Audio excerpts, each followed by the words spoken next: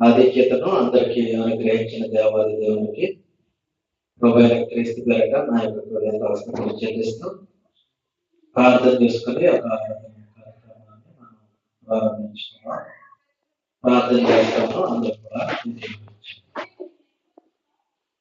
మహాపరిశుద్ధులను మహోన్నతులైన తండ్రి, ఉన్నతమైన అతి అమూల్యమైన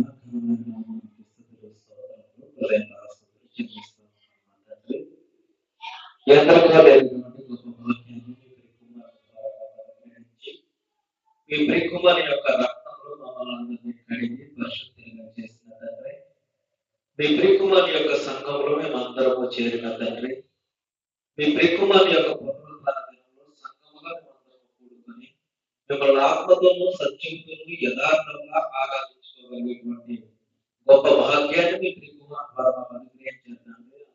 స్తోత్రాలు చెల్లిస్తున్నాం. తండ్రి, మీరిచ్చినటువంటి కంఠస్వరాలను బట్టి నా తండ్రి మీకు స్తుతి గీతాలు పాడుచుండగా హృదయాంతరంగాల నుంచి పాడగలిగేటువంటి జ్ఞానము అనుగ్రహించండి.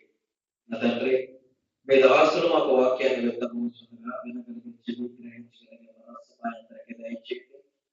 చెప్పబడుతున్నటువంటి లేఖన భాగాలు గ్రంథంలో ఉన్నవా దేవుని పరిశీలన చేస్తున్న తండ్రి, హృదయం అనేటువంటి పలక మీద తండ్రి వాక్యాన్ని రాసుకున్న తండ్రి, వాక్యం ద్వారా తండ్రి మేము జీవించడానికి తండ్రి మా జీవితాన్ని సరిచేసుకుంటూ బ్రతకడానికి భూమి మీద ఈ యొక్క చిత్తాన్ని నెరవేర్చడానికి అనుగ్రహించమని తండ్రి ప్రార్థిస్తూ ఉన్నా.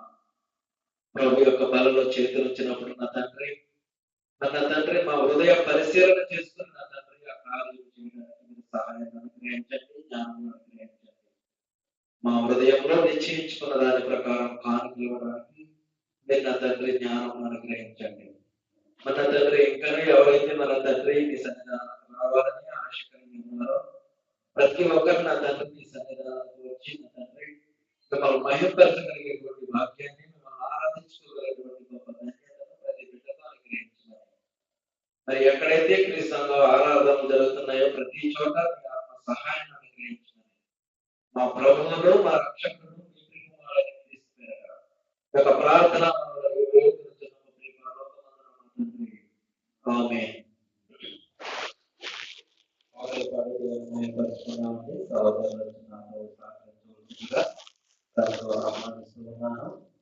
మనకి ఇవ్వబడినటువంటి పండుగ పుస్తకానికి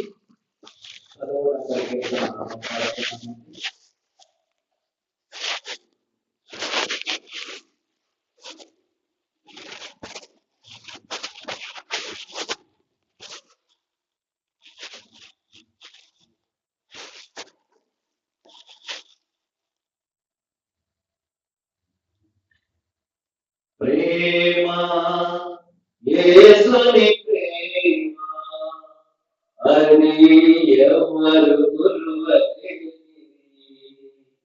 నిజము దీనిని నమ్ము ఇది నియంత్రించలేనిది.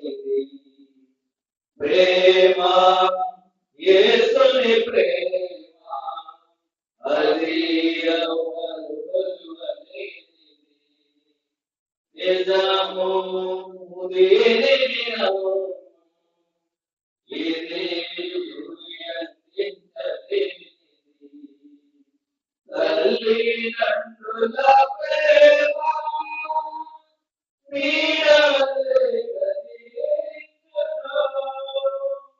కన్న బిడ్డల ప్రేమ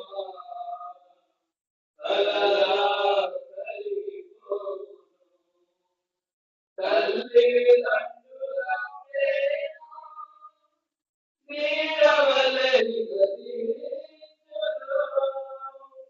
కన్న బిడ్డల ప్రేమ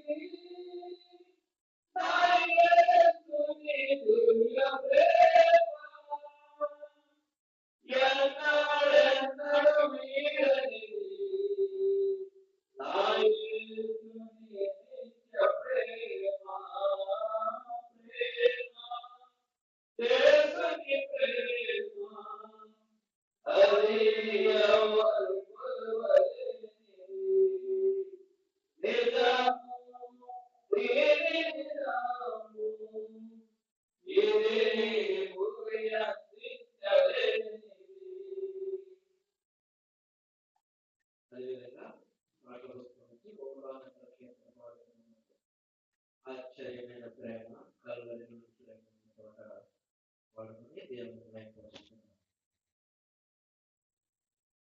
ఆశ్చర్యమైన ప్రేమ కల్వరిలో ప్రేమ మరణము కంటే బలమైన ప్రేమ నన్ను జయించే నీ ప్రేమ ఆశ్చర్యమైన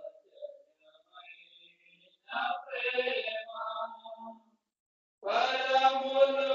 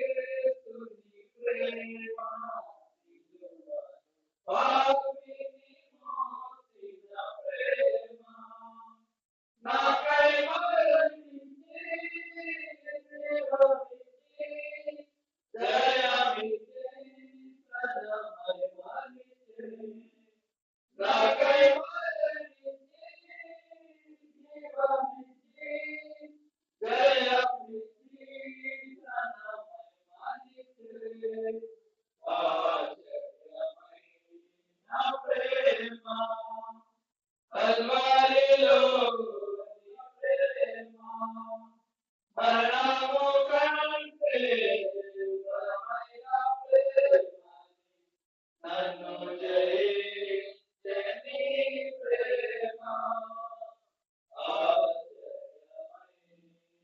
ప్రేమ శ్రమలు సహించిన ప్రేమ శాపమునొచ్చిన ప్రేమ శ్రమలు సహించిన ప్రేమ శాపమునొచ్చిన ప్రేమ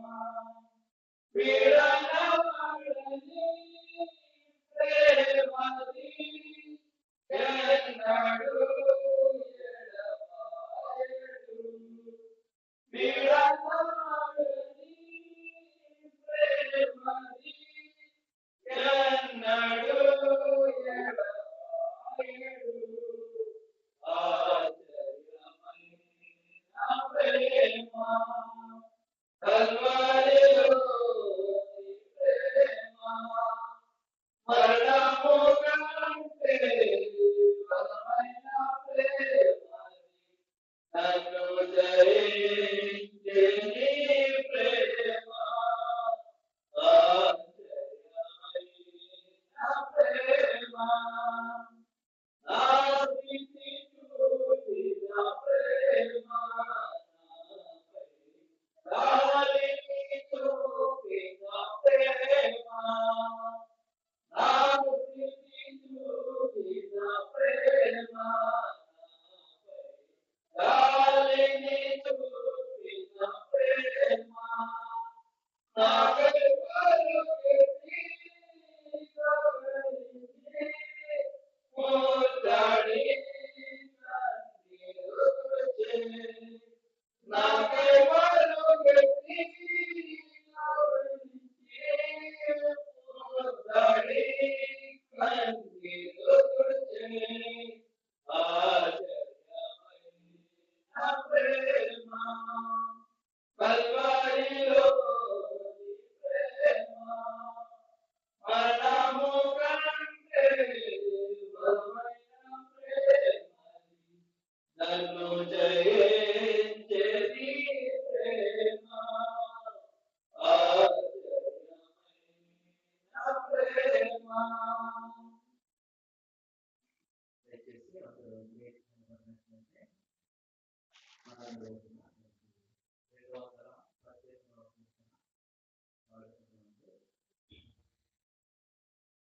718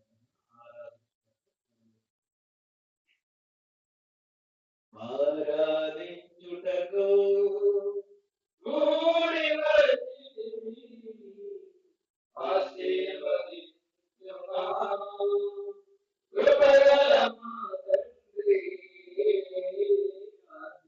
ఆశీర్వదించుమా కృపగల మా తండ్రి ఆరాధించుటకు కూడి వచ్చితిమి ఆశీర్వదించుమా కృపగల మా తండ్రి ఆశీర్వదించుమా కృపగల మా తండ్రి మా పూర్ణ హృదయముతో మా పూర్ణ మనసులతో ప్రార్థన చేయుము పాటలు పాడెదము మా పూర్ణ హృదయముతో మా పూర్ణ మనసులతో ప్రార్థన చేయుము పాటలు పాడెదము పూర్ణ వివేకముతో మా పూర్ణ బలముతో పూర్ణ వివేకముతో మా పూర్ణ బలముతో పూజనీయుడవు నిన్నే ప్రణమించెదమయ్యా పూజనీయుడవు నిన్నే ప్రణమించెదమయ్యా ఆరాధించుటకు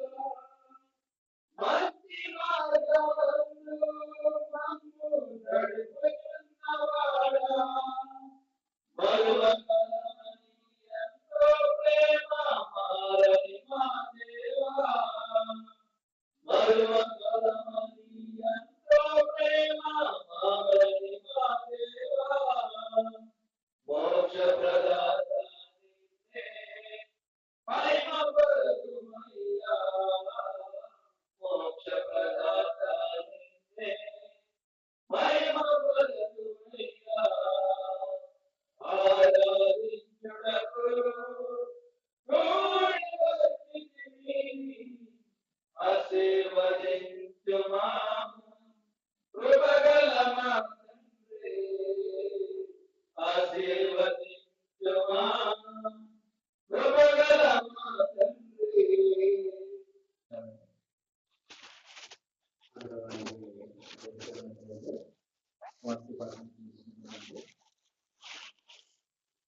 కొరింథీయులకు రాసిన మొదటి పత్రిక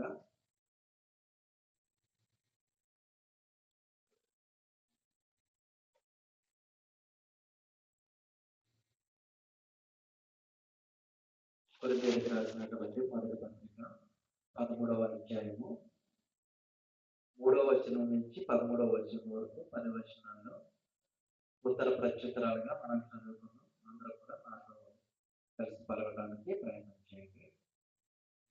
యూదుల కొరకు నా ఆస్తి అంతయు ఇచ్చినను,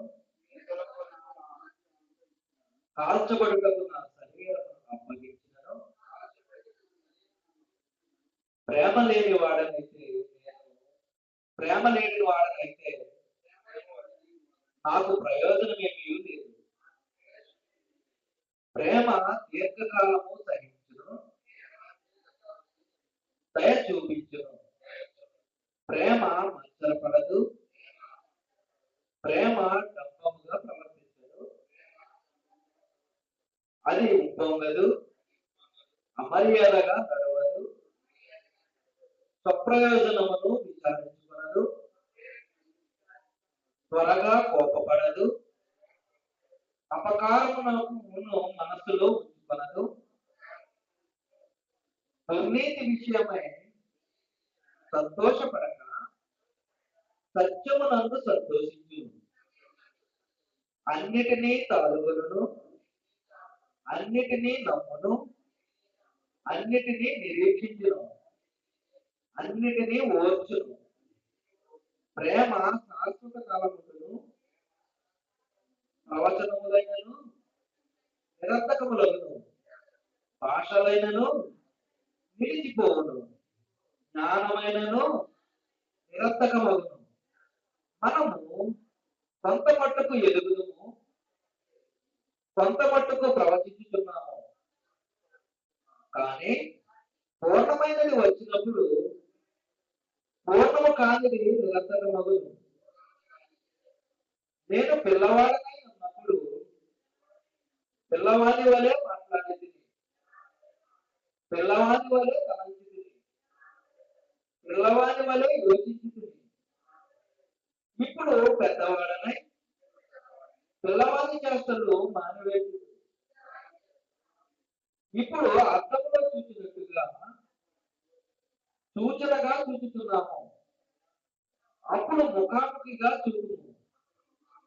ఇప్పుడు కొంత మట్టుకే ఎరిగి ఉన్నాను, అప్పుడు నేను పూర్తిగా ఎరుగబడిన ప్రకారము పూర్తిగా ఎరుగుదును.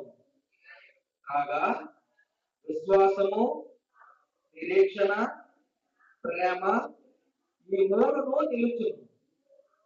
వీటిలో శ్రేష్టమైనది ప్రేమే. చదవబడిన వద్ద మనందరం పరపంచింది కనుక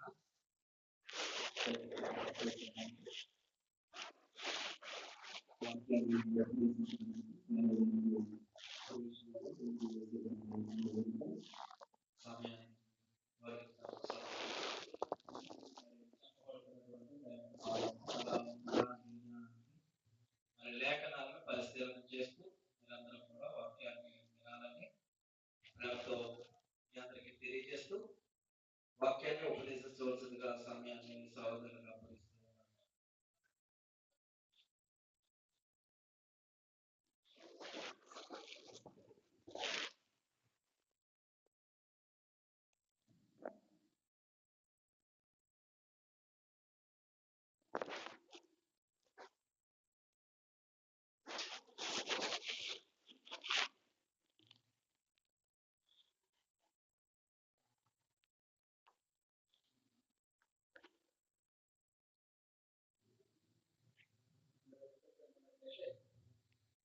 దేవుడు ఇచ్చిన సమయాన్ని బట్టి కొన్ని నిమిషాలు దేవుని వాక్యాన్ని ధ్యానిస్తున్నాం.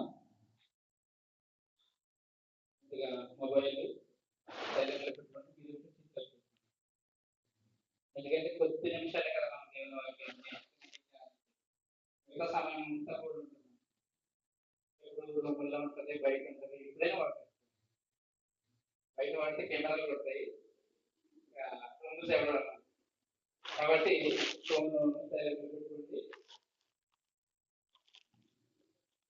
దేవుడు మనకి ఇచ్చిన సమయాన్ని బట్టి తెలుసుకుంటూ ఆరాధనకు చేరి వచ్చిన సహోదరి సహోదరులందరూ కూడా తెలియజేసుకుంటున్నాను. సమయంలో కొన్ని నిమిషాలు ప్రార్థన చేసుకుని వాక్య సందేశాన్ని ధ్యానిస్తున్నాను. ప్రార్థిస్తానికి మహాపరిషత్తులను మహాగణమైన మా ప్రియపరండి మీ ఘనమైన శ్రేష్టమైన మూలమైన నామానికి స్తుతులు స్తోత్రాలు ప్రతిష్ఠించుకుంటున్నాం. తండ్రి, మీరు మమ్మల్ని ప్రేమించి మా ఆయుష్కాలని భూమి మీద పొడిగించి మరొక మీ కుమారుడు తన దినాన్ని మా జీవితంలో అనుగ్రహించారు. అందరిని బట్టి మీకు స్తుతులు స్తోత్రాలు. ఇప్పటి వరకు తండ్రి మీకై స్తుతి గీతాలు పాడిన మీ సన్నిధికి చేరుకున్న ఆ పాడబడిన మీకోసం భరించే భాగ్యాన్ని అనుగ్రహించండి. సమయంలో తండ్రి మీ మనసైన గ్రంథం చేపట్టుకుంటే మీ పక్షాన్ని నిలబడి తండ్రి మీ వాక్య లేఖలను ఉపదేశించుకుంటూ తండ్రి సమయోచితమైన జ్ఞానాన్ని అనుగ్రహించి ఉన్నదన్నట్టుగా బోధించే రీతిని మిమ్మల్ని మైపరిచిత నాకు అనుగ్రహించింది. అలాగే విధించిన మీ పిల్లలు అనుగ్రహించి వారి జీవితాల్లో ఏదైనా తండ్రి మీకు వారికి ఒట్టుకోవడం ఏదైనా ఉంటే వాటిని తొలగించుకొని వారి జీవితాలు తండ్రి మీకు అనుగుణంగా తండ్రి మర్చిపోవడానికి సహాయం అనుగ్రహించండి. సమస్తము మీ నామమే అనుగ్రహిస్తాను. యేసుక్రీస్తు ప్రార్థన అందరికీ మరొకసారి యేసుక్రీస్తు నామమున తెలియజేస్తున్నాను. అందరి దగ్గర బైబిల్ ఉన్నాయా? వేసుకోవాల్సిందా? అయిపోతుందా? మాట రాయబడుతుందా? అందరి దగ్గర బైబిల్ ఉన్నాయా? ఉన్నాయా? ఓకే, చాలా సంతోషం. ఉన్నవాళ్ళు తెలిసి చూడండి, లేని వాళ్ళు ఏం చేస్తారంటే వినండి. వాక్యాన్ని చెప్పబడుతున్న మాటలు వింటే వాటి వలన మన జీవితంలో ఏదైనా లోటుపాటు ఏదైనా సరి చేసుకుని దగ్గర వెళ్తాం. ఇదేనాన్ని మనం నేర్చుకోవాల్సిన అంశం దేవుడు చూపించిన ప్రేమ ఎలాంటిది, అలాగే తన కుమారుడు యేసుక్రీస్తు మన పట్ల చూపించిన ప్రేమ ఎలాంటిది, మనము ఇతరుల పట్ల చూపించే ప్రేమ ఎలా ఉంది. అసలు ఈ ఆత్మ ఫలంలో మొదటి ఫలమైన ప్రేమను కలిగి ఉంటే మనం ఏం సాధించగలం? ఫర్ ఎగ్జాంపుల్, సంఘానికి వచ్చి అందరూ కూడా గ్రంథాన్ని చదవగలుగుతారా? బైబిల్ చదువుతారా? చదవగలరు. కొన్ని 40-50 సంవత్సరాలు వచ్చేసాయి, అప్పుడు బైబిల్ చదవగలుగుతామా? చదవగలం. ఇప్పుడు మనకు బైబిల్ చదవలేదు కానీ మనకు పరలోకం కావాలి. ఎందుకని? అది చదివినా చదవకపోయినా కూడా మనకి ఏంటంటే యుగ యుగాలు జీవించే జీవితం మనకు కావాలి కదా. యుగ యుగాలు జీవించే జీవితం మనకు కావాలి, కానీ ఆ గ్రంథాన్ని చదివే సమయం మనకు ఉండదు. మరి గ్రంథాన్ని చదివే సమయం మనకు లేకపోయినా కూడా దేవుడి నుంచి జీవితం ఇస్తారంటాడు. ఎప్పుడైనా మీరు గమనించలేదు? అర్థమవుతుందా? స్కూల్కి వెళ్ళిన పిల్లవాడు సరిగ్గా చదవకపోయినా చదివినా కూడా వాడికి మార్క్స్ ఇచ్చి మరొక క్లాస్ పంపించే అవకాశం ఉంటుందా? ఉంటుందా? ఉండదుగా. అంటే మనం చదువుకున్న చదువులోనే సరైన రీతిలో చదివితే మనకి ఏమవుతుంది? ఉత్తీర్ణత సంపాదించుకుంటాం, మరొక క్లాస్కి వెళ్తాం కదా. కానీ మన గ్రంథాన్ని చదవకపోయినా కూడా గ్రంథాన్ని విని మనకు అది అనుసరిస్తే అనుసరించిన రీతిని బట్టి మనకి చూసుకుంటారు తెలుసా. ఇప్పుడు 66 పుస్తకాలు ఉన్నాయి, పాత నిబంధన కొత్త నిబంధన. ఈ 66 పుస్తకాలని చదవగల సమయం కానీ దాన్ని అర్థం చేసుకునే సమయం కానీ ఇవన్నీ మన దగ్గర ఉన్నాయా? లేదా? అందరూ ఉండలేదు. కానీ ఏది లేకపోయినప్పుడు కూడా చదివే సమయం కానీ దాన్ని గ్రహించే సమయం కానీ లేకపోయినప్పుడు జీవితం ఇస్తారన్నాడు. ఎలా ఇస్తాడో మనం నేర్చుకున్నాం. ఈరోజు బాగా ఎందుకంటే ఈ ఒక లక్షణాన్ని మనం కలిగి ఉంటే మనం నిత్య జీవితాన్ని సంపాదించుకునే అవకాశం ఉంది. కేవలం గ్రంథాలు విని దాన్ని పఠిస్తే, అంటే ఆన్సర్లు పెడితే కదా. చూద్దాం ఒకసారి. గలతీయులకు రాసిన పత్రిక కొత్త నిబంధనలు, గలతీయులకు రాసిన పత్రిక 5వ అధ్యాయం 22 వచనం. అయితే అయితే ఆత్మఫలమేమనగా ఆత్మఫలమేమనగా ప్రేమ, అయితే అన్నాడంటే అంటే ముందు ఆల్రెడీ శరీర ఫలాలేవో చెప్పాడు. అయితే అంటే ఏంటి? ఇలా జరిగింది కాబట్టి అయితే అని, ఇలా జరిగింది కాబట్టి అని ఈ పదాలు ఎందుకు వాడతాం? ఏదో ముందు జరిగింది. ముందు జరిగిన దాన్ని బట్టి ఏమైందంటే అయితే అని వాడాడు భక్తుడు. అయితే అంటే శరీర ఫలాలు ఇలా ఉంది కాబట్టి శరీరం ఆ ఫలాలన్నీ కూడా ముందు తెలియజేశాడు ఏమేమి ఉంటాయని. 22వ వచనంలో ఏమంటాడంటే అయితే ఆత్మఫలం ఆత్మ ఫలమేమనగా ప్రేమ, ప్రేమ, సంతోషం, ఒకే నేర్చుకున్నాం ఈరోజు.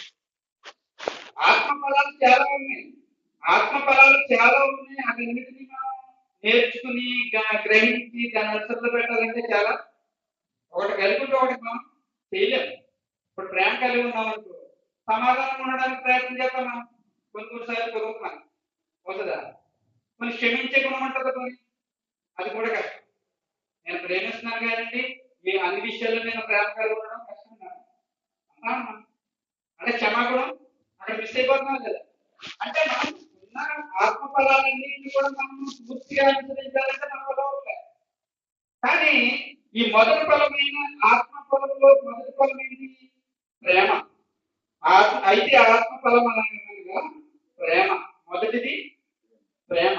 ఈ ప్రేమ కలిగి ఉంటే ఆ మిగతా అన్ని కూడా వేగంగా అయిపోతాయి. మీకు తెలియాలి. అర్థమవుతుందా? ఒక లక్షణాన్ని కనుక మనం కలిగి ఉంటే టోటల్లీ అన్ని కూడా మనకి ఇంక్లూడ్ అయిపోతాయి అందులో. అది గమనించలేదు క్రైస్తవుడు. ఒక క్రైస్తవుడు ఏం గమనించాలంటే ఒక లక్షణాన్ని కనుక పరిపూర్ణంగా నెరవేర్చగలుగుతున్నాడంటే దాంట్లో ఏముంటుందంటే టోటల్లీ అన్ని ఇంక్లూడ్ ఉంటాయని మనకి తెలియాలి. మొదటి ఆత్మఫలం ఏమన్నాడు? ప్రేమ. మరి ప్రేమని తయారు చేసిన వాడు క్రియేషన్ ఎవరు? ఎప్పుడన్నా చదివారా?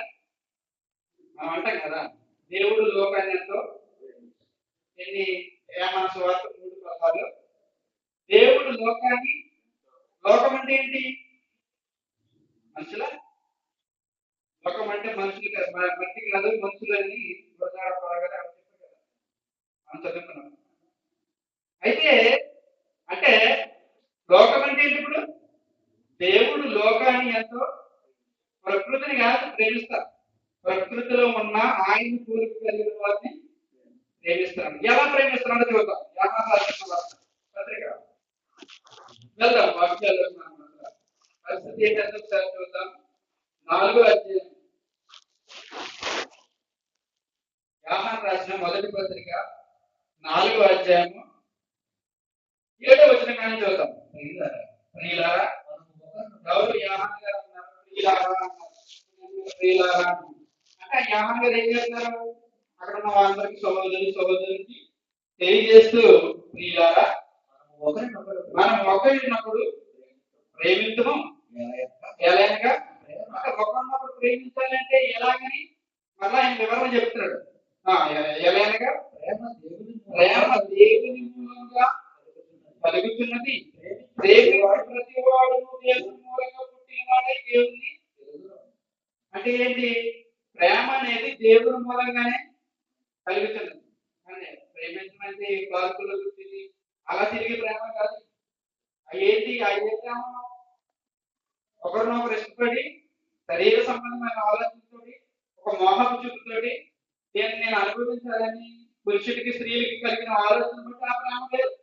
అది శాశ్వతంగా దేవుని ప్రేమ ఏంటనేది మనకు తెలియాలి. ఒక ఆత్మ సంబంధిగా మనం బ్రతుకుతున్నప్పుడు దేవుడు మనం ఎలా ప్రేమించాలి? దేవుడు మనం ప్రేమించిన రీతిని బట్టి ఆయన ఏం త్యాగం చేయగలిగారు మన కోసం అనేది మనకు అర్థం కావాలి. అంతే కదా? ఎప్పుడైనా సరే చాలా మంది ఒక వ్యక్తిని ప్రేమించారు.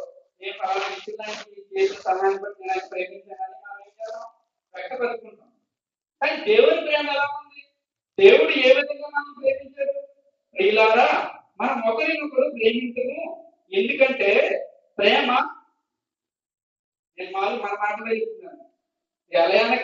ప్రేమ దేవుని మూలంగా కలుగుతున్నది. ప్రేమించిన ప్రతివాడు దేవుని మూలంగా పుట్టినవాడే దేవుని. అంటే దేవుని మూలంగా కలిగిన ప్రేమని, దేవుని మూలంగా కలిగిన ప్రేమ మనం వ్యక్తపరచాలని దేవుని ద్వారానే పుట్టినవాడే చెప్తారు. అర్థమవుతుందా? అంటే మనుషులందరూ దేవుని ద్వారా పుట్టినవారు కదా. ప్రపంచ మానవాళ్ళంతా దేవుని ద్వారా పుట్టిన వాళ్ళేనా? ఎలా? ఆదాము ద్వారా. ఆదాము ద్వారా మానవాళ్ళు అంత వచ్చింది. మరి ఆదాము ద్వారా మానవాళ్ళు అంత వస్తే దేవుడి ప్రేమను ఎరిగిన వాళ్ళైతే పాపం ఏం చేస్తారు? మరి పాపం చేసి దేవుడి ప్రేమను ఎరిగిన వాడు కాక దూరం అయిపోడు లేదా? చెప్పండి. అంటే దేవుని ప్రేమను ఎరిగిన వాడైతే పాపం చేయడు. ఎందుకంటే ఆయన బీజం ద్వారా పుట్టిన వాడంటే పాపం చేయడంట. పాపం చేయవాడు ఆయన ఎందుకు లేడని చెప్తున్న వాక్యం. పాపం చేసేవాడు ఎవరు కూడా దేవుని ద్వారా పుట్టినవాడు కాదు. దేవుని బీజం ద్వారా పుట్టిన వాడు ఏమవుతాడంటే పాపం చేయడు. మరి పాపం చేసినవాడు దేవుని మూలంగా ఎలా ప్రేమ కలిగి ఉంటాడా? మరి ఇక్కడ అలా చెప్పలేదు కదా. చూడు మళ్ళీ ప్రేమ దేవుని మూలంగా కలుగుతున్నది. ప్రేమించి ప్రతి వాడు దేవుని మూలంగా పుట్టినవాడే దేవుని మూలంగా పుట్టాలంట. సమస్త మానవాళి దేవుని మూలంగా పుట్టి దేవుని ప్రేమ ఈ కష్టలు భేదాలు ఆడు బాబు మీద దీని చేత యుద్ధాలు మీకు వెళ్తాయి తెలియదా? యుద్ధాల దాకా వెళ్ళదు ప్రపంచం అంతా పక్కన. క్రైస్తవులు కొడుకులు లేదా ఉన్నారా? మరి వాళ్ళిద్దరి మధ్య ప్రేమ ఉంటే కనుక దేవుని మూలంగా పుట్టిన వాళ్ళ అంటే నిజంగా దేవుని మూలంగా పుట్టే వాళ్ళిద్దరి మధ్య గొడవ జరుగుతుందా? అన్నదమ్ముల్లోని కుటుంబాల్లో లేవు గొడవలు. కుటుంబాల్లోనే గొడవలు ఉన్నాయి ఈ రోజుని. ఆస్తుల తగాదాల దగ్గర కానీ లేకపోతే ఇంకా వేరే వేరే ఇతర సమస్యల ద్వారా అయిపోతున్నారు వాళ్ళు. దేవుడి సంబంధులే కాదన్నట్టు ఉంటాయి ఆ గొడవలు. అవునా కదా? అంటే ఇక్కడ ప్రేమ అంటే దేవుని మూలంగా కలుగుతున్నది. ప్రేమించి ప్రతి వాడు దేవుని మూలంగా పుట్టినవాడే దేవుని ఎదుగుతాడంట. అంటే దేవుని మూలంగా పుట్టినవాడు మాత్రమే దేవునికి అవసరం. ఇతరులు కాదు. సర్వమానవాళ్ళంతా కూడా దేవుని ప్రేమను కలిగి ఉందని నమ్ముతుంది. అలాగని పుట్టిన వాళ్ళందరూ కూడా దేవుని మూలంగా పుట్టాలని ఆలోచించగలరు. ఎవరైతే దేవుని మూలంగా పుట్టిన వారు దేవుని ప్రేమను కలిగి ఉంటారు. అది క్రీస్తు యేసునందున్న వారు. క్రీస్తులో పుట్టిన వారు మాత్రమే దేవుని ప్రేమను కలిగి ఉంటారు. చూద్దాం కిందకి. దేవుడు ప్రేమకి స్వరూపం ఎవరు? అర్థమవుతుందా? అంటే ఒక ప్రేమ అనే లక్షణం ఉంది. ఆ లక్షణానికి స్వరూపం ఎవరు? ఆ స్వరూపాన్ని అంటే దేవుడు మానవాళి. మానవాళి అంటే ఎవరు? దేవుని స్వరూపం అంటే దేవుని స్వరూపం కలిగిన వాళ్ళే మనం అంటాం. అవునా? ఇప్పుడు ప్రేమ కూడా ఏంటి? ప్రేమ దేవుని స్వరూపం. ప్రేమ లేనివాడు దేవుని. కాబట్టి దేవుడు లోకాన్ని ఎంతో ప్రేమించింది. దానికి కోతం లేదు. దేవుడు ప్రేమ స్వరూపమే అన్నాడు. దేవుడి స్వరూపం మంది పుట్టిన వాళ్ళందరూ కూడా ఆయన ప్రేమిస్తున్నారంటే ఆయన స్వరూపం కలిగిన వాళ్ళే ప్రేమిస్తారు. ఆయన ప్రేమ కూడా ఆయనదే. ఆ లక్షణం కూడా ఆయన క్రియేట్ చేసుకున్నాడు. ఆ ప్రేమ అనే లక్షణాన్ని దేవుడు క్రియేట్ చేసుకున్నాడు. సమాజంలో ఉన్న ప్రేమ కాదు. దేవుడు ప్రేమించే ప్రేమ ఎలా ఉంటుందంటే ఒక మానవాళిని సంరక్షించి తిరిగి మళ్ళీ ఆయన దగ్గరికి తీసుకెళ్లే ప్రేమ. అర్థమవుతుందా? మన ప్రేమలో ఏముంటది? బాగుంటే ప్రేమిస్తాం, లేదంటే ప్రేమిస్తామా? ప్రేమిస్తాం కదా. ఆయన ఏం చేశారు దగ్గరికి? దేవుడు ప్రేమ స్వరూపి. ప్రేమ లేనివాడు దేవుడిని ఎరుగడు. ఆయన ద్వారా జీవించినట్లు మనము ఆయన ద్వారా జీవించినట్లు దేవుడు తన అద్వితీయ కుమారుని లోకంలోనికి పంపెను. దీని వలన దేవుడు మన యందు ఉంచిన ప్రేమ. ఫర్ ఎగ్జాంపుల్ ప్రేమిస్తామంటే ఏమన్నామంటే ఎందుకు రావద్దు అలా అంటారు. వచ్చేయి బతకని చెప్తున్నాం. మనం ప్రేమిస్తున్నాం కదా చెప్తున్నాం అనుకున్నాం. అది దాన్ని తినే ఆహారం కానీ అలాగే కట్టుకునే బతకకి సంపాదించిన కెపాసిటీ లేదు. మనం ఇవ్వాలి అనుకోవచ్చు. ఇవాళ అంటే క్రియ చేస్తాం. దేవుడు ప్రేమిస్తున్నాడు కానీ ప్రేమిస్తూ ఏం చేశాడంటే క్రియ చేశాడు. బాగా రీచ్ అవ్వండి. అంటే దేవుడు లోకాన్ని ప్రేమిస్తూ ఆ ప్రేమను బట్టి ఏం చేశాడంటే సమస్త మానవాళిని సంరక్షించడం కోసం ఆయన కుమారుని పంపించాడు. అర్థమవుతుందా? అంటే ప్రేమ కలిగిన వాడు ఏం చేయాలంటే ప్రేమతో పాటు క్రియని చెయ్యాలి. అదే రీతిగా దేవుడు ఏం చేశాడంటే సమస్త మానవాళి అంతా కూడా దేవుడి నుంచి దూరం అయిపోయింది. ఏంటి? పాపం చేసి. ఆదిలో ఆదాము పాపం చేయడం వల్ల ఆయన ద్వారా వచ్చి జనాంగం అంతా కూడా ఏమైనా పాపాన్ని చేస్తూ వాళ్ళందరూ కూడా దేవునికి దూరం అయిపోయారు.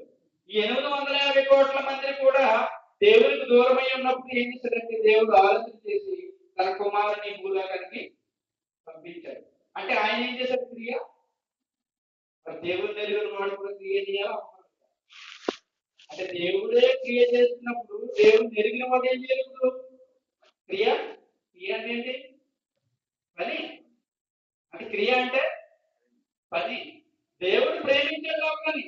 లోకాన్ని ప్రేమిస్తూ ఏం చేశాడంటే తన కుమారుడి చూద్దాం ఒకసారి మనము ఆయన ద్వారా జీవించినట్టు అంటే మనం ఆయన దూరం అయిపోయి ప్రతి వారు కూడా నశించి జాబితాలు వెళ్ళిపోయారు. మరణం తప్ప మనకి నిత్య జీవితం అనేది లేదు. ఎందుకు లేదు? ఆదిలో ఆదాం పాపం చేశారు కాబట్టి ఆ పాపం అంతా మానవులందరి మీద ఏలుతుంది. పుట్టిన ప్రతి వాడు కూడా ఏం చేయాలి? అనుకోవాలి. అంతేనా కదా? ఒకసారి చూడండి మీకు మనకు అర్థం కాకపోతే కీర్తనకు రాసిన గ్రంథం 89 అధ్యాయం 48 వచ్చిన చూడండి. మీకు బాగా అర్థమవుతుందా? కీర్తనకు రాసిన 89 అధ్యాయము 48 వచ్చిన పేజీ నెంబర్ 500 మరణము చూడక. అంటే ఏంటి? అంటే పుట్టిన ప్రతి వాడికి మరణం ఉందా లేదా?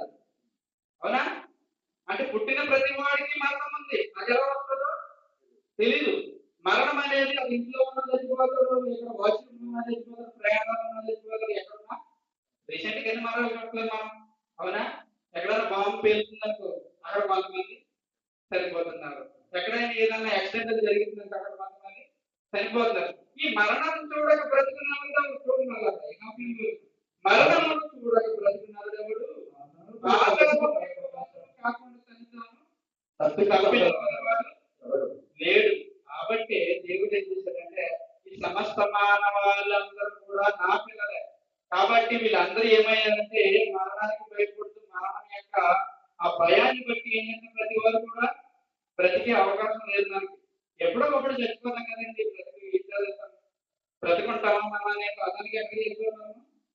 మన హృదయంలో ఏమవుతుందంటే మనం ఎప్పటికప్పుడు చనిపోతాం కాబట్టి మనకి ఏం దాచుకున్నా ఏం చేసినా కూడా ఎదురు పెట్టి వెళ్ళిపోతాం తప్ప మనం మరణిస్తే ఎక్కడికి వెళ్తామనే ఆలోచన లేదు. కాబట్టి దేవుడు మానవాలను ప్రేమించి తన కుమారుని పంపించాడు. వచ్చండి ఇప్పుడు మనం చదువుకున్న లేఖ మొదటి పత్రిక 4వ అధ్యాయము 8వ వచనం కానీ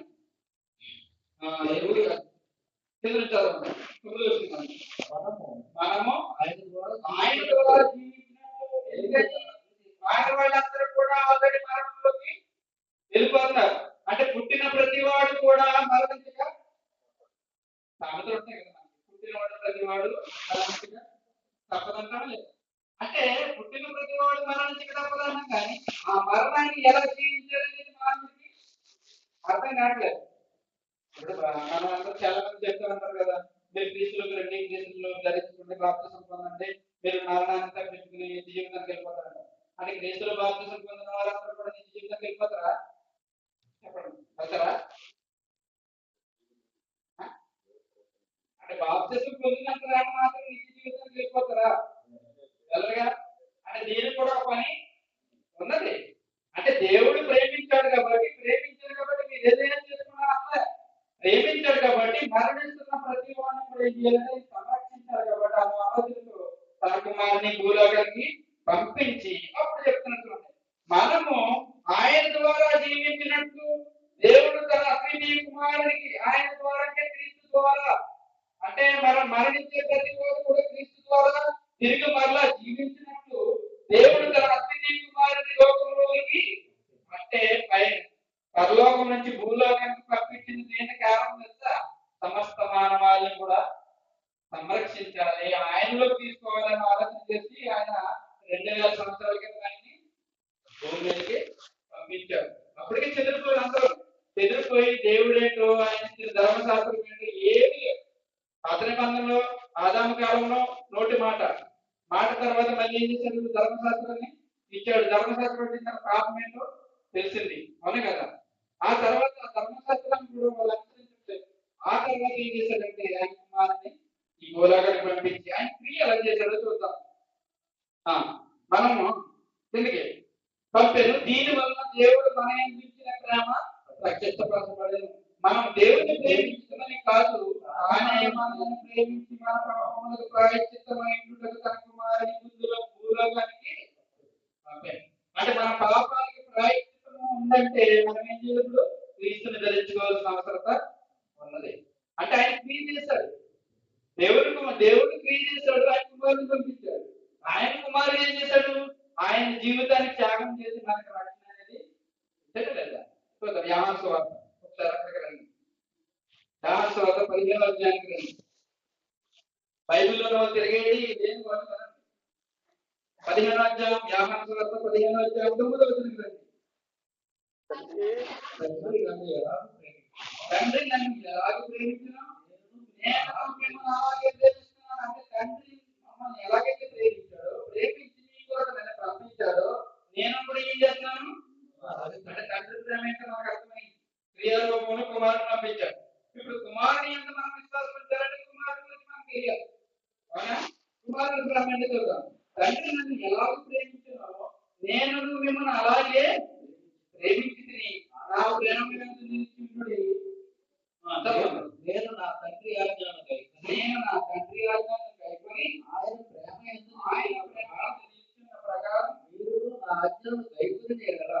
ఆయన వచ్చి నేను 3.5 సంవత్సరాలు బ్రతికిన తర్వాత 33.5 సంవత్సరాలు బ్రతికిన తర్వాత తెలుగు మరణం పొందాను. ఆ తెలుగు మరణం పొందిన తర్వాత నేను వెళ్ళిపోతాను కాబట్టి మీరు ఎలా బ్రతికిందని ఆయన చెప్పలేదు. నేను ఏదైతే 33.5 సంవత్సరాలు తండ్రి ఆజ్ఞను అనుసరించానో ఆయన మాట. ఇప్పుడు తండ్రి ప్రేమ గలవాడు అదే ప్రేమ ఏం చేసుకున్నారు, మనుషుల పట్ల చూపించాడు. అవునా కదా? అక్కడ పాపం చేసిన వాళ్ళు అనేక మంది వాళ్ళ జీవితాన్ని పాడు చేసిన వాళ్ళంతా ఏం చేశాడైనా క్షమించి వాళ్ళ జీవితాన్ని రక్షణకి మార్గాన్ని వాళ్ళకి తెలియజేశాడు కుమారుడు. ఇప్పుడు ఆయన ఏమంటాడంటే నేను నా తండ్రి ఆజ్ఞను కైకొని ఆయన ప్రేమ యందు నిలిచి ఉన్న ప్రకారము మీరు నా ఆజ్ఞను కైకొని ప్రేమ యందు మనం నిలవాలి అంటే ఆయన ఆజ్ఞలను మనకి తెలియదు. అవును కదా? ఇప్పుడు తండ్రి ప్రేమించాడు కాబట్టి ఆయన కుమారుడు పంపించాడు, ఆయన క్రియ చేశాడు.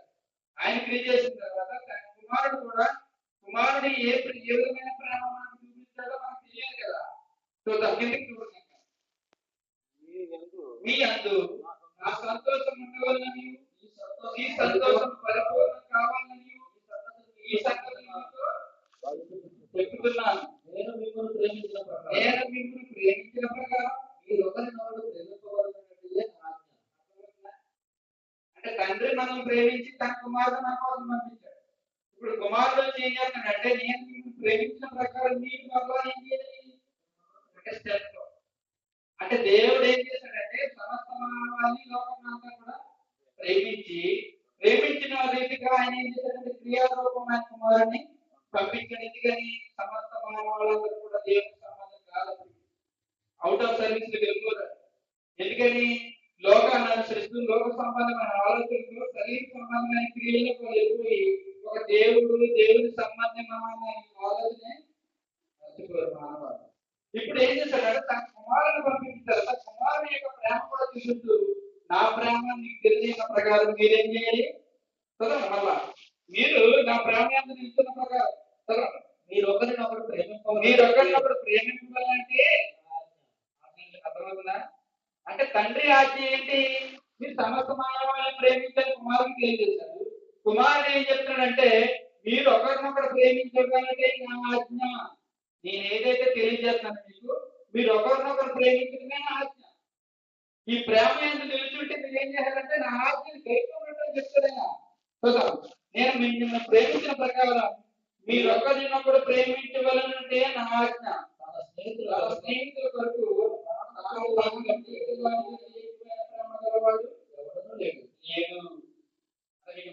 ఇప్పుడు అంటే దేవుడు లోకాన్ని ప్రేమించాడు కాబట్టి క్రియ రూపంలో కుమారుని పంపించాడు. కుమారుడు ఏం చేశాడంటే సమస్త మానవాళి యొక్క స్థితిగతులను చూసి 33.5 సంవత్సరాలైన హృదయంలో నొచ్చుకున్నాడు. ఏంటి ఇలా అయిపోయిన పరిస్థితిని పాపంలో గెలుపుకుని వాళ్ళు పట్ల వాళ్ళు ఏం చేశారంటే తన జీవితాన్ని త్యాగం చేసి సిలువ మరణం ద్వారా మనకు రక్షణని అనుగ్రహించాడు. ఇప్పుడు ఆయన వెళ్ళిపోతూ ఏం చేశాడంటే, మీరు నా యందు నిలిచిన యెడల నా ఆజ్ఞ ఏంటో నేను గైకొనను. మీరు ఒకరినొకరు ప్రేమించమన్నదే నా ఆజ్ఞ. మీరు ఒకరినొకరు ప్రేమించి ఆ ప్రేమ దేవుడు చూపించిన ప్రేమ ఇస్తారు అన్నడా లేదా? దేవుని యందు పుట్టినవాడు దేవుని ప్రేమను కలిగి ఉంటాడంటే దేవుని ఎరిగిన వాడై ఉంటాడు. అవునే కదా? చదువుతాం అక్కడ యోహాను రాసిన పత్రిక గురించి పెద్ద రిఫరెన్స్ ఏం చూపించినా అక్కడే చదువుకుందాం. మళ్ళీ ఇచ్చిన ప్రేమ ప్రత్యక్షపరచబడను. దేవుని ప్రేమిస్తున్నాను కాదు, రాని మనల్ని ప్రేమించి తన కుమారుని పంపెను. ఇందులో ప్రేమ ఉన్నది. ప్రియులారా, దేవుడు మనలను ఎలాగ ప్రేమింపగా మనం ఒకరినొకరు ప్రేమింపబద్ధులమై ఉన్నాము. అంటే దేవుడే మనల్ని ఎలా ప్రేమించి తన క్రియారూపంలో మన ప్రేమ ఏంటో వ్యక్తపరిచిన తర్వాత ప్రత్యక్షపరచబడిన తర్వాత మనం ఏం చేయాలి? అదే ప్రేమ కలిగి ఒకరినొకడు ప్రేమించాలి. ఈ 66 పుస్తకాలు ఉన్నాయి కదా, ఈ 66 పుస్తకాల్లో ఇవ్వబడిన ఆజ్ఞలు మనకి రెండే ఆజ్ఞలు. ఒకటే హృదయపూర్వకంగా దేవుని ప్రేమించు, దేవుని ప్రార్థించు, దేవుని సేవించు. రెండోది నిన్ను వారిని పొరుగు వారిని ప్రేమించు. అర్థమవుతుందా? అంటే దేవుని ప్రేమించడం అంటే దేవుని యొక్క ప్రేమను కనుగొని మనం ఆయన్ని సేవించడం, ఆయన ఆరాధించడం, ఆయన్ని ప్రార్థించడం. రెండవది నిన్ను వారిని పొరుగు వారిని ప్రేమించు. అంటే ఈ రెండు ఆజ్ఞల్లో సర్వ మానవాళ్ళందరినీ కూడా ఒకటి చేయాలనుకున్నాడు. మొత్తం ప్రపంచం మీద ఉన్న మానవాళ్ళందరినీ కూడా ఆ ప్రేమతో పెట్టేయాలనుకున్నాడు. ఆ క్రీస్తు ప్రేమతో ఏం చేయాలంటే సమస్త మానవాళిని ఏం చేయాలనుకున్నాడంటే ఆ బంధం అనే రీతిలో మన నిత్య జీవితాన్ని ఇవ్వాలనుకున్నాడు. కానీ ఈ రోజు ఆ ప్రేమలు ఉన్నాయా? ఎవరైనా ప్రార్థన చేసుకున్నప్పుడు ఆధార పరిచయాలకు ఏం చేస్తారు? క్రైస్తవుల గురించి ఆలోచిస్తారు. క్రైస్తవులు ఈ రోజుని ఎక్కడైనా దాడి జరిగినందుకు ఏం చేస్తారు? కోర్టుకి వెళ్ళి పత్రికలు తీసుకుని నేను ప్రార్థన చేసుకుంటా, మమ్మల్ని ఎలా చేశారు కాబట్టి మీకు ఇక్కడికి వాళ్ళు మేము చేసుకునే దానికి మాకు ఫ్రీడమ్ లేకుండా తీసుకుంటారు కాబట్టి వాళ్ళకి తగిన రీతిలో శిక్ష ప్రేమ ఉందా? దేవుని సంబంధమైన వాళ్ళు ఇప్పుడు గుళ్ళు గోపురాలు పూజ చేస్తున్నారు, క్రైస్తవులు పాడు చేస్తున్నారని అంటున్నారు కదా. ఆ క్రైస్తవులు పాడు చేస్తున్న వాళ్ళని క్రైస్తవులు వెళ్ళిపోయి అక్కడ మనకు కావాల్సిన తాకీదులు తెచ్చుకుని కోర్టు నుంచి పోలీస్ స్టేషన్ నుంచి మన కేసులు అంటూ తిరిగి ఉంటే ప్రేమ కలిగిన వాళ్ళ యేసుక్రీస్తుని కానీ అపోస్తుల్ని కానీ కొడుతుంటే వాళ్ళు ఎక్కడికి వెళ్ళి అధికారాలు తెచ్చుకున్నారా? ఏం లేవు. అంటే వాళ్ళు ఏం ఆలోచించారు? ఈ లోక సంబంధం ఏదో ఒక రోజు చనిపోతాం మనకు యుగయుగాల జీవితం ఉంది కాబట్టి ఈ జీవితం మనకు శాశ్వతం కాదు. ఈ మూలమైన బ్రతికినంతకాలం మనం ప్రేమించాలి. మన శత్రువులు ఎప్పుడు కూడా మనం హింసించడానికి దూషించడానికి ఉంటాడు కాబట్టి మన శత్రువులను ప్రేమించాలని ఆయన ఆజ్ఞలో ఉన్నాయి. అవును కదా? ఇప్పుడు ప్రేమ ఎలా ఉందో చూద్దాం. ఒకసారి 4వ అధ్యాయం 20వ వచనం కానీ ఎవడైనా నేను దేవుడిని ప్రేమించుతున్నానని చెప్పంటే క్రైస్తవులు ఇప్పుడు మన ప్రేమ ఎలా ఉందో చెప్తున్నారు. ఇక్కడ 4వ అధ్యాయం 20వ వచనంలో ఇదే భక్తులు మాట్లాడుతున్నారు. మనం 4వ అధ్యాయం 7వ వచనాన్ని చదువుకున్న 11వ వచనం వరకు. కానీ దేవుని ప్రేమ ఏంటో కుమారుని ప్రేమ ఏంటో మనకు అర్థమైంది. కానీ మనం ఒకరినొకరు ప్రేమించి ఎలా ఉన్నాం? మనం ఒకరినొకరు ప్రేమించడంలో మన క్రియలు ఎలా ఉన్నాయి?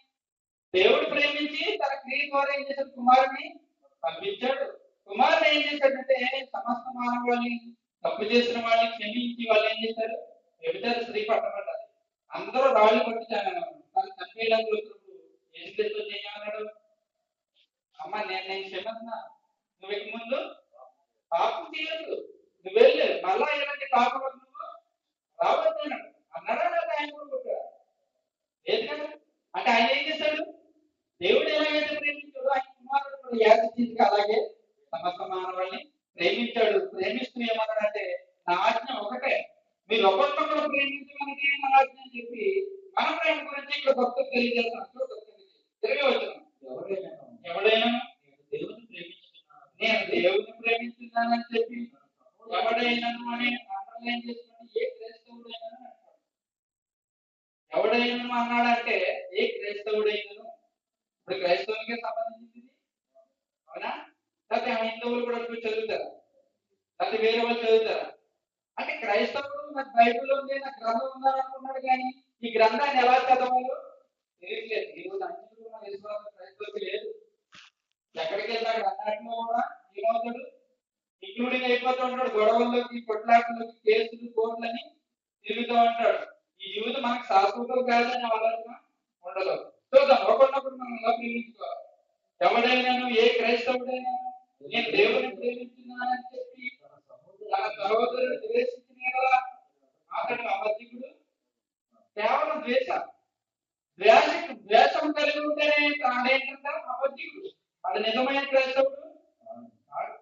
కుటుంబంలో అన్నదమ్ముల పట్ల, సమాజం పట్ల, తల్లిదండ్రుల పట్ల నువ్వు ద్వేషం కలిగి ఉంటే వారితో గుర్తులాడుతుంటే నువ్వు నిజమైన క్రైస్తవుడు కాదని చెప్తున్నాను. ఎవడైనాను నేను దేవుడిని ప్రేమించున్నానని చెప్పి తన సహోదరుని ద్వేషించిన అతడు అబద్ధికుడు అగును. తాను చూసిన తన సహోదరుని ప్రేమింపనివాడు, తాను చూడని దేవుని ప్రేమించలేదు. తాను చూడని దేవుని. అంటే మన సహోదరుని మన కళ్ళ ముందు కనిపించేవాడు ప్రేమించలేదు, కానీ మన దేవుని ప్రేమిస్తున్నామని అర్థం చెప్తున్నాం. క్రైస్తవుల యొక్క జీవితం ఎలా ఉందంటే మనం ప్రేమిస్తున్నాం, దేవుడు ప్రేమిస్తున్నాను, నేను అన్ని ఇస్తున్నాను, నేను ప్రతి నెల కూడా దశమ భాగాలు చేస్తాను, అన్ని కార్యక్రమాలు పాల్గొంటాను, కానీ అన్నదమ్ములు ప్రేమించడం నాకు చేత కాదు. అంటే నేను అన్నదమ్ములు ప్రేమించలేకపోతున్నాను కాబట్టి నువ్వేమో అంటే చెప్తున్నాడు. ఎవడైనా నేను దేవుని ప్రేమించున్నానని చెప్పి తన సహోదరుని ద్వేషించిన అతడు అబద్ధికుడు. తాను చూచిన తన సహోదరుని ప్రేమించనివాడు తాను చూడని దేవుడిని ప్రేమింపలేడు. దేవుడు కనిపిస్తారా? దేవుడు కనిపించడు. దేవుడు ఎలా కనిపిస్తుందంటే నీ ప్రేమ ద్వారా దేవుడు వ్యక్తపరచబడతాడు. నువ్వు ప్రేమించే రీతిని బట్టి, నువ్వు చేసే క్రియను బట్టి దేవుడు ఇతరులకి మత్స్య సమాధానం అంటాడు. మీరు భూలోకంలో ఉన్న వాళ్ళు అంటే మీ సత్క్రియలు చూసి మీ తండ్రిని మేంపరచడానికి మీ క్రియలు నిలబడాలి. మీ సత్క్రియలు వారి ఎదుట ప్రదర్శించండి. సత్క్రియలు ఆపదలో ఉన్న వాళ్ళు ఆపదలు ప్రేమించి వాళ్ళు ప్రేమించమని ఆ సత్క్రియ గురించి చెప్తున్నాడు. చూద్దాం కిందకి. దేవుని ప్రేమించేవాడు తన సహోదరుని కూడా ప్రేమించాలని నన్ను ఆజ్ఞను అర్థమవుతుందా? అంటే దేవుని ప్రేమించేవాడు ఏం చేయాలంటే ఆయన ఆజ్ఞను గైకోవాలంటే తన సహోదరుని కూడా హృదయపూర్వకంగా ప్రేమించాలంట. ఆ సహోదరుని ప్రేమ నాకు కలిగే ప్రయత్నం. ఇప్పుడు నేను ఉన్నాను, మంచి పొజిషన్ ఉన్నాను, నాకున్న సహోదరుడు ఆపదలు ఉన్నాడు, లేకపోతే పొజిషన్ సరిపోలేదు, నేను ప్రేమించేవాడికి పెడతా ఉన్నాను, మిగతా వాళ్ళు ఒప్పుకుంటారా? దాన్ని కట్టుకుని బాగా ఒప్పుకుంటుంది. పని ఎంతకాలం చూస్తాను మీ అన్నదమ్ములు, ఎంతకాలం చూస్తాం మీ అక్క చెల్లెలు, ఎంతకాలం చూస్తా నీ కుటుంబస్తుల్ని, ఇంకా మనకేముండదా? ఉండదు. అంటే భార్య అయినా భర్త అయినా వాళ్ళు ఏం చేస్తారంటే ఇతరుల పట్ల ఒక స్వార్థమైనది ఉంటది. మనం ఆల్రెడీ చదువుకున్న ప్రేమను ఏ స్వార్థం ఉంటుందని మనం ముందు చదువుకున్నాం. ప్రేమ అంటే దేవుని ప్రేమించేవాడు తన సహోదరుని కూడా ప్రేమించాలని ఆజ్ఞ మనం పొంది ఉన్నాం.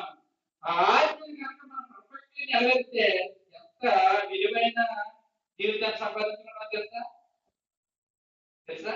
ఒకసారి చూద్దాం. 3వ అధ్యాయానికి రండి. 13వ వచనం 14వ వచనం. మనము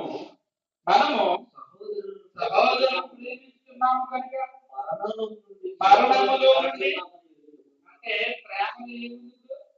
ప్రేమ నిస్వార్థమైనది అయింటే, స్వార్థం లేనిది అయింటే మన మరణములో నుంచి జీవంలోకి అవుతుందా?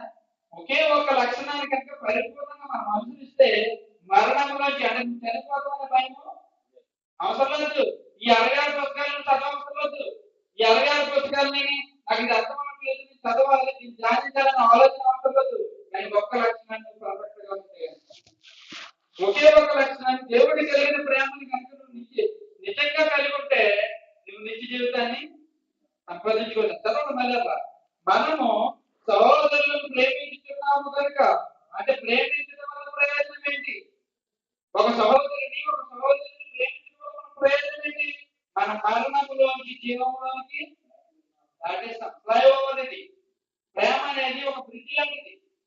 ఇక్కడ నుంచి మనకు నిత్య జీవితానికి దాటేస్తామంట. మరణం అనే బంధం మనం బంధించదు. అర్థమవుతుందా? మరణం అనే దాన్ని మనం పట్టి వేసి మనం బంధించే అవకాశం లేదు. ప్రేమ అనే లక్షణాన్ని మనం పర్ఫెక్ట్ గా కలిగి ఉంటాం. ఈ ప్రేమ అనే లక్షణాన్ని కనుక దేవుడు ప్రేమించిన రీతిగా మనం ప్రేమ కలిగి ఉంటే మన సహోదరులను ప్రేమించుతున్నాము కనుక మరణములో నుండి జీవములోనికి దాటి ఉన్నామని మీరు ఎరుగుదురు. ప్రేమ లేని వాడు మరణం ముందు. అర్థమవుతుందా? ప్రేమ కనుక సరైన రీతిలో కలిగలేనప్పుడు మనం ఇంకా మరణంలో ఉంటాం.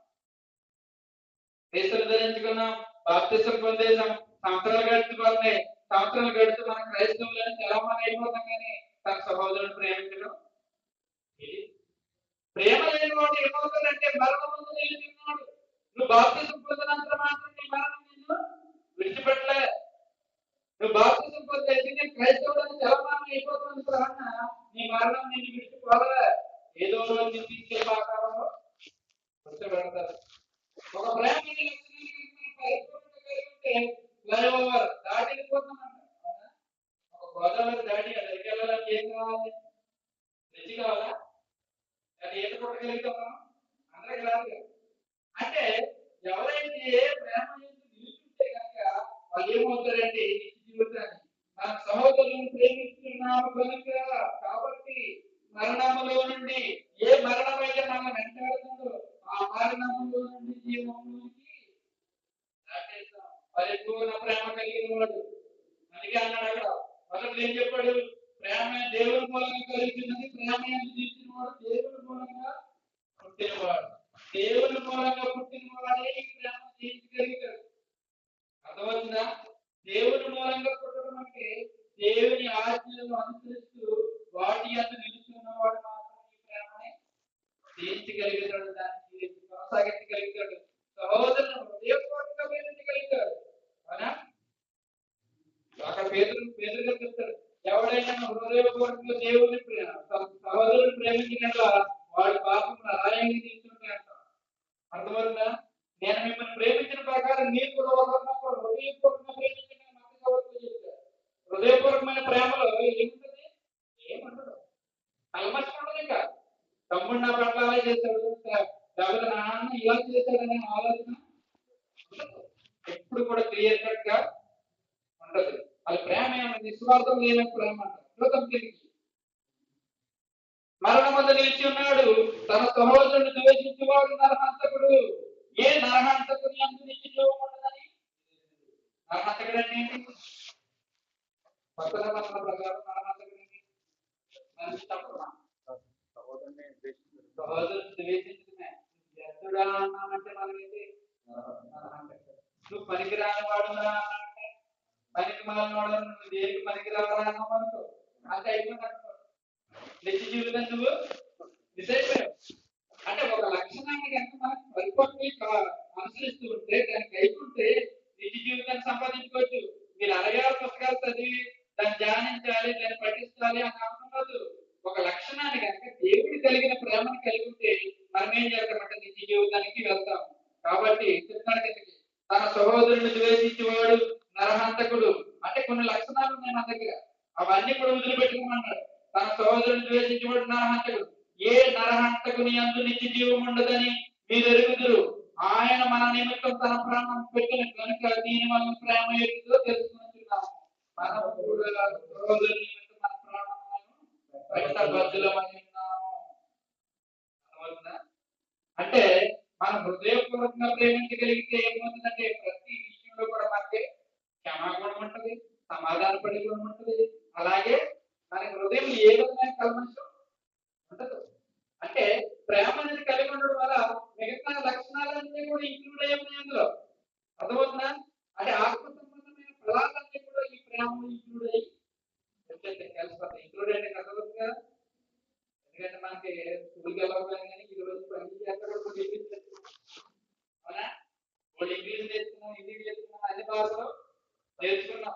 దేవుడు తెలియదు అంతే కదా. చదువుకున్నాడు అని నేర్చుకోవాలనుకుంటే చదువులేదు. ఇక్కడ వ్యవసాయం పనులు చేసుకోవాలంటే ఇంకేదన్నా పశువులు కాసుకోవాల్సిన పరిస్థితి ఉండదు. కానీ దేవుడు ఇచ్చిన అవకాశం ఏంటంటే నువ్వు ఏ దేశానికి వెళ్ళినప్పుడు కూడా, ఏ ఇంట్లో పని చేసినప్పుడు కూడా ఆ లాంగ్వేజ్ నీకు వస్తుంది. అంటే దేవుడి ప్రేమ ఎలా ఉంటుంది? ప్రతి విషయంలో కూడా మనకు నాలెడ్జ్ ని ఆ ఎక్స్పీరియన్స్ సంపాదించే అవకాశం ఆయన ఇస్తూ ఉన్నాడు. కాబట్టి ఆయన ప్రేమ కలిగి ఉన్నాడు. ప్రేమ కలిగి ఉన్నాడు కాబట్టి తన కుమారుని భూలోకానికి పంపించాడు. తన కుమారుడు కూడా ఏం చేశాడంటే నా సమస్త మానవాళి ప్రేమించి తన ప్రాణాన్ని ఏం చేశాడు? మన కొరకు త్యాగం చేశాడు. ఇప్పుడు మన ప్రాణాన్ని త్యాగం చేయాల్సిన అవసరం లేదు. మనం ఏం చేయాలంటే తన సహోదరుని ప్రేమించడమే నిజ జీవితానికి వెళ్ళిపోతాం. మన నిత్యది మనం ఎప్పుడైతే మన ప్రేమ ఎందుకు నిస్వార్థంలో ఉంటామో మన జీవితాన్ని సంపాదించుకునే అవకాశం ఉండదు. కాబట్టి ప్రతి ఒక్కరు ప్రేమ ఎందుకు నిల్చున్నారు. ప్రేమ ఎందుకు నిల్చుండడం అంటే ఏమవుతుందంటే మనం దేవుడి కుమారులుగా పిలువబడతాం. దేవుడి కుమారులు పిలువబడి మనం ఈ లోకాన్ని విడిచేటప్పుడు నిజ జీవితాన్ని సంపాదించుకుంటాం. మనం చనిపోతాము, మరణిస్తాము. మరణించిన తర్వాత ఎక్కడికి వెళ్తాం అన్న భయం ఉండదు. అక్కడ 13 అధ్యాయం చదివించాం కదా, చదువుకోండి ఇంటికి వెళ్తారు. ప్రేమలో భయం ఉండదు, ప్రేమలో నిస్వార్థం. ఏ విధంగా కూడా అసలు ఏం చేసినా నా ఆస్తి అంతా ఈ అమ్మి చేసినా కూడా ప్రేమ లేకుండా వాడు అయితే నేను వ్యర్థుడిని అన్నాడు పౌలు. నేను ఆస్తి అంతా కూడా బేదలు కట్టేసిన ప్రేమ లేకపోవడం అయితే వ్యర్థం. నా ప్రేమ వ్యర్థం. కాబట్టి ప్రేమ కలిగి ఉండడానికి ప్రయత్నం చేయండి. ప్రేమ యొక్క నిలుచుంటే మన నిత్య జీవితాన్ని ఈజీగా సంపాదించాలి. మీరు గ్రంథాన్ని చదివించాలి, చదవాలి అనే ఆలోచన అవసరం లేదు. కానీ ఎలా అవకాశం చదవాలి. కానీ ప్రేమ యొక్క నిలుచుంటే మీకు నిత్య జీవితం దేవుడు ఇస్తాడు. కాబట్టి ఈ మాటల ద్వారా నన్ను నేను తెలుసుకుంటూ ప్రేమ కలిగి దేవుడు ఏదైతే ప్రేమ కలిగి ఉన్నాడో తన కుమారుడు కూడా అదే ప్రేమ చూపించాడు. అదే ప్రేమను మనం ఏం చేయాలి? ప్రేమించిన ప్రేమ యందు నిలుచుంటున్నాను కాబట్టి ఈ మాటల నేను హెచ్చరించుకున్న మిమ్మల్ని ప్రార్థన చేసుకుని ముగించుకున్నాను. పరలోక మందిరమంటే ఈ ఘనమైన శ్రేష్టమైన మీ భూలోకాన్ని మీరు ఏ విధంగా ప్రేమించారో ఆ ప్రేమను బట్టి మీ కుమారుడు ఈ భూలోకాన్ని పంపించారు. అదే రీతిని బట్టి మీ కుమారుడు ఈ భూలోకాన్ని అందరిని ప్రేమించి ఆయన ప్రాణాన్ని కూడా త్యాగం చేయడానికి వెనుకాడలేదు. ఆయన చేసిన త్యాగాన్ని బట్టి తండ్రి మేము కూడా తండ్రి ఒకరినొకరు ప్రేమించి భద్రమైన మేము అదే రీతిగా మేము ప్రేమను కలిగి ఉండడానికి ఒకరినొకరు ప్రేమించుకోవడం వల్ల మేము నిత్య జీవితాన్ని సంపాదించుకోగలిగితే మాట్లాడారు కూడా హెచ్చరింపబడి మీకోసం ఫలించే భాగ్యాన్ని యేసుక్రీస్తు ప్రార్థన సహోదరుడు శ్రీనివాసరావు వచ్చి